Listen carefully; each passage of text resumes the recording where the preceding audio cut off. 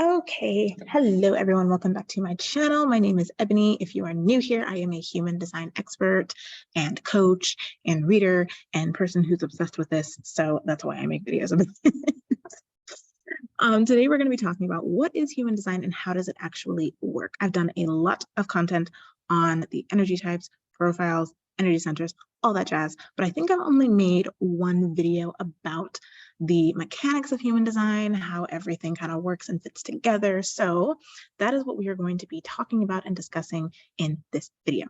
If you are interested in getting a reading, you can go ahead and check the link in my description box. I have all of my services listed there on my website.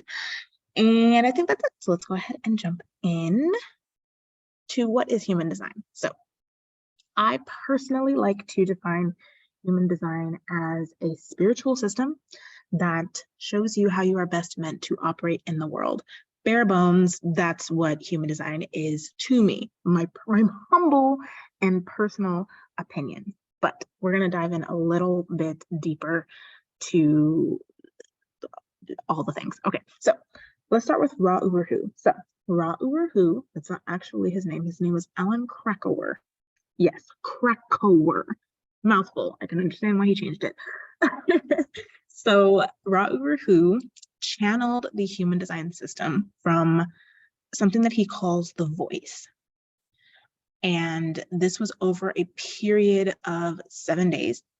I believe it was 7 days. So he started it in 1987, and he did not finish the system until 1989. So apparently he went into a deep meditation that lasted several days. And at the end of it, he had what we now know as the human design system. And he spent the rest of his life after that. I believe he passed in 2011. He spent the rest of his life after that teaching it and giving lectures and, documenting it for us to use long after he's gone. So human design is actually a synthesis of many different spiritual systems, including astrology, the I Ching, the Kabbalah tree of life, and also the chakra system. However, it also combines more scientific systems like quantum mechanics, biochemistry, neuroscience, genetics. There's some scientifically backed systems that also find their place in the human design system. Now, I'm not saying that human design is a science, okay? I'm not saying that. I'm simply saying that it incorporates scientific elements. Does that make it a science? That's not necessarily for me to say, but I'm just giving you the information that I personally know to be true. So essentially, human design, it gives you a map, a blueprint of who you are, the energetic frequency that people feel when they're around you, how you interact with others, how you're meant to learn, how you're meant to teach. Lost my train of thought. How you see others, how other people see you. And when you're able to understand the system, you can look at how you have been told to operate and the way that you are actually meant to operate. You're able to see the contrast between those two paradigms. And it gives you knowledge to say, okay, I'm not going to do this anymore because it doesn't make me feel good. It isn't in alignment. And now I have something better. Now I have something to compare it to. Now I know exactly what I need to do to change it. Okay. Through human design, we're able to see our shadows, our conditioning, how we hold ourselves back, how we allow other people to hold us back, what we're good at, how we're able to hold space for other people, where we need space held for ourselves, our self-talk, the boxes that we put ourselves into. All of these things can be understood and discovered through the lens of human design. So, you know what? Actually, no, I thought that was a different slide. So really, essentially, the way that I like to see human design is that it's a self-awareness tool. It is something we can use to become the best versions of ourselves. I'm not into using human design as a way to excuse my bad behavior. Like, oh, I do this because I'm a manifestor, or I do this because I'm a projector and I just can't change it. No, if I'm doing something that's harming other people, I'm not just going to write it off as, oh, I'm just a projector and, that's just how it is. I'm going to keep doing it. No. If I am not living in alignment with my energy type, that's a reason, to get curious about it. But if I'm acting out of alignment and it's hurting other people, now it's time for me to make a decision. Am I going to do the work to come into alignment with who I truly am? Right? So that's how I personally like to use human design, personal development tool, but also a tool for self-awareness. Okay, now let's talk about the gates. So how does human design work? It's all about the gates, okay? The gates are the foundation. The gates are the basis for everything. I'm going to tell you why. Your gates determine your channels. Your channels determine your defined energy centers and your undefined energy centers. Your energy centers that are defined and undefined determine your energy type. The gates also incorporate the profile lines, which in turn creates your profile. Everything in human design, everything that we see in the body graph can be driven back to, all can be boiled down to the gates.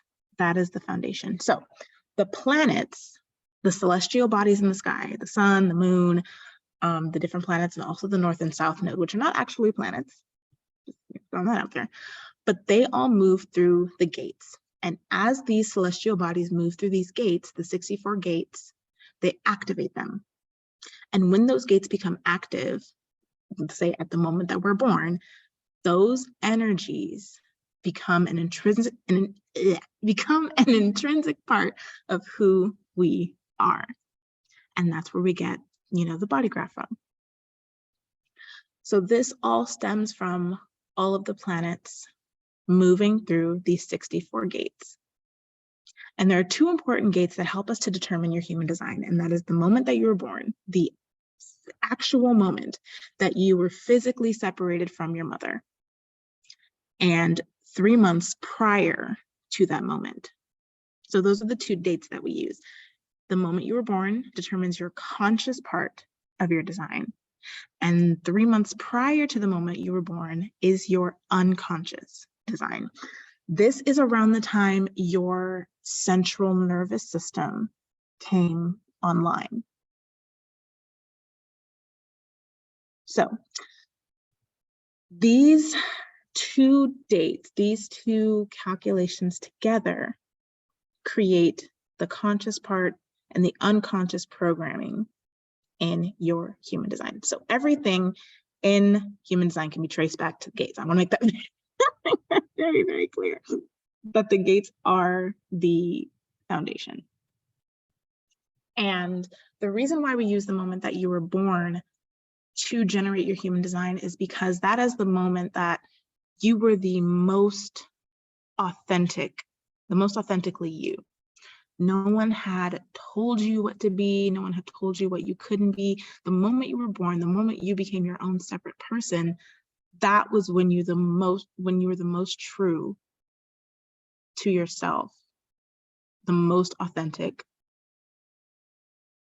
honestly, that you could ever be, until you start to release some of the conditioning that we all unfortunately picked up during childhood. So how exactly does this all work? Like, sure, the planets move through the gates. Okay, cool. How exactly does that make us, like, how does it all work? It doesn't, it sounds a lot like astrology, like, oh, the sun is in Virgo, so that means that you're a perfectionist. Which, I mean, could be true to a certain extent, but what we're really talking about here is neutrinos. So Ra-Uru actually discovered this particle. Neutrinos are a subatomic particle. He actually discovered and was talking about these particles long before they were actually scientifically discovered. I guess that's the right word to use. For the longest time, scientists and researchers thought that neutrinos were just dark matter. They didn't know what they were. They they thought they were pure energy, okay? Pure energy does not have mass, it's energy, right?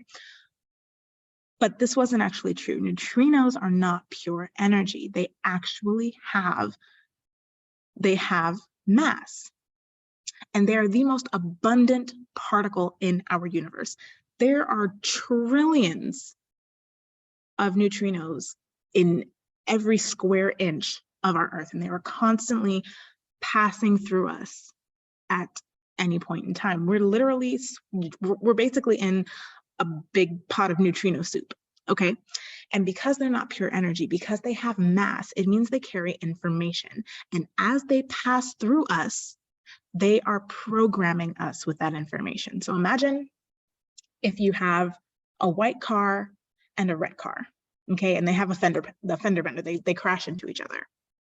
The white car would have some of the red paint from the red car on it, and the red car would have some of the white paint from the white car on it. That's how it is when neutrinos pass through us. They program us, but we also program them. So as we are passing through each other, we are each being programmed by the other. And that information is being traded and moved between all of us on the Earth and these particles. So how does this all fit in? Neutrinos are produced by stars. They're produced by planets. So when the planets are moving through the 64 gates, they are producing neutrinos. And those neutrinos are passing through us and programming us with the energy of that planet in that specific gate. So the moment that we were born, we were immediately being programmed by all of the neutrinos in that specific moment. And that is what the human design chart is. It's literally a map of all of the different neutrinos that were present at the moment we were born and 3 months prior to the moment that we were born. When our central nervous system came online, the energies and the subatomic particles that were programming us, our human design chart shows us what was present and when. So I really hope this is making sense, because I kind of ramble a little bit, but essentially let's try and recap and make it, concise and easy to understand. So stars and planets produce neutrinos. These neutrinos carry information from the planet or star that it was produced from, along with the gate that it was in at that moment in time. These subatomic particles that are carrying information programmed us the moment we were born and 3 months prior to the moment that we were born with specific energies, with specific information. And that is the information that we get in the human design chart. So I hope that makes sense. So basically, there's energetic information that's passing through your cells at every moment. The moment you were born, information was already being was already being pushed through you, essentially. And that's what we're looking at. So that energy imprinted on you, and that's how we get the human design chart. I really hope that makes sense. If it doesn't make sense, let me know in a comment and I'll try to explain it better. Okay, so this is the Rave mandala. A lot of people may only be familiar with this specific part of the human design chart, which is perfectly fine. This has most of the information that we deal with, anyway, as a reader, as someone who has had your human design chart read, this is most likely what you've seen. However, this is not the full picture. The Rave mandala actually incorporates all the information that we talked about throughout the points in this video. So the Rave mandala includes the body graph with the 9 centers in it, right? We see this here. It also includes all 64 gates. So these are the gates that are on the outside of the body graph. This is what the planets are moving through. I don't really know, they go this way. they go this way. This is what the planets are moving through, right? All the time. This is what the planets are moving through. This also shows the incarnation cross. So your incarnation cross is essentially your purpose in human design. It is the 4 biggest energies in your chart. And the way that it works is that they actually form a cross in the Ray mandala. So mine is 59 and 55. So this kind of line here. And then 34 and 20.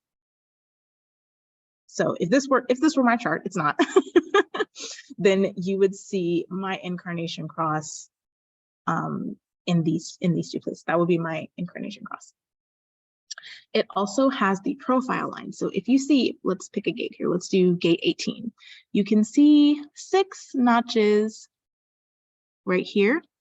Those little, rectangles represent the profile lines. So as the planets are moving through the gates, they're also moving through the profile lines, and that determines what the line is, what the profile line is for that specific gate. So you might have gate 18, you might have 18.3. So gate 18, line 3, or you could have 22.5, gate 22 with a 5 profile line. That's how you get your actual profile for your human design, but every single gate actually has its own profile line. So we all have a mixture, a combination of the different profile lines in our chart as well. So even though I'm a 3-5, I have some gates that are, have a profile line of 6, some that have a profile line of 1, some that have a profile line of 2.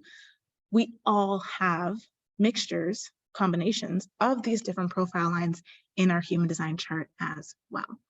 It also has all of the hexagrams that correspond with the I Ching. So if you know anything about the I Ching, if that's something that you've studied, then you will recognize the hexagram lines on the outside of the 64 gates on the Ray mandala. It also includes the astrological signs. So you'll see Scorpio, Libra, Virgo, all the astrological signs here on the outside of the I Ching hexagrams, which correspond with your astrology chart. So I am a Virgo sun, and my conscious sun is gate 59. So you can see here, gate 59 is in the sign of Virgo. And if you look, gate 55 is in the sign of Pisces. So the moment that I was born, the Earth was in the sign of Pisces. So this is actually really cool to look up your human design chart and see what gates correspond to the astrological sign. And you may already know this if you've pulled your natal chart, but it's still cool. I think it's still cool to look at. And the last thing that we can see on the Ray mandala are the Ray mandala quarters. This is another layer that we will look at when we're looking into your incarnation cross, because they correspond very deeply to that part of your chart. We're not going to go into incarnation crosses in this video. I actually already have a video on incarnation crosses. So if you're interested in that, I definitely recommend you check out that video. I may do separate videos for each of the incarnation crosses. It would just take there's so many. So it would take a while. I haven't decided if I want to do that yet, but if I do, then I'll do it. But that is actually it for this video about what human design is. And essentially, to sum everything up, human design is a spiritual system that shows you how you are best meant to operate in the world. It incorporates a lot of different systems, some spiritual and some scientific. The foundation of human design is the gates. As the planets move through the gates, as they activate gates, we become programmed by the different neutrinos that are being produced as these planets move through the gates. And that is how you get your human design chart. It is a map of the energy that you were programmed with by neutrinos at the exact moment of your birth and 3 months prior to your birth. And I want to make it very clear that we're always being programmed by these neutrinos. It doesn't just stop, like the day we were born, it cut off the neutrino stream and we've never been programmed by them ever again. No, we are constantly, like at this very moment, We are being programmed by neutrinos, and that's why a lot of human design teachers will talk about the daily transits and how the daily transits incorporate into the entire system of human design. And if you're interested in a video about the daily transits, I can also do that because it's actually very interesting to me. But yes, every single day we are being programmed by these neutrinos. And this is another reason why reflectors are so important, because they are very, very sensitive to this programming and to this energy, which is why it's so important for them to actually pay attention to the daily transits, because they're completely open. So they're constantly feeling this programming, constantly feeling this shifting because of their openness. So I feel like I've rambled. I feel like I rambled long enough. I hope that this was helpful. I hope that this was easy to understand. If you have any questions, go ahead and leave them in the comments. If you would like to have a reading with me, all of that information is listed in my description box, and I will see you in the next video. Bye.